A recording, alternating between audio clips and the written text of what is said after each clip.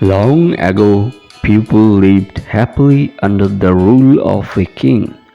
The people of the kingdom were very happy as they led a very prosperous life, with an abundance of wealth and no misfortunes. Once the king decided to go visiting places of historical importance and pilgrim centers at distant places. He decided to travel by foot to interact with his people.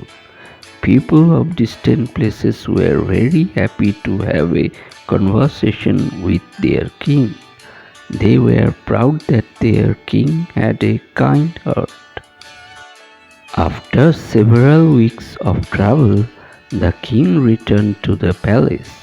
He was quite happy that he had visited many pilgrim centers and witnessed his people leading a prosperous life. However, he had one regret.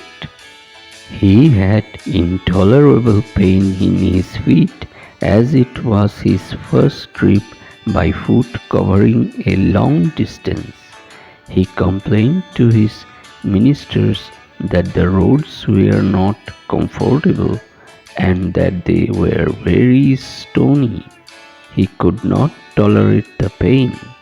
He said that he was very much worried about the people who had to walk along those roads as it would be painful for them too.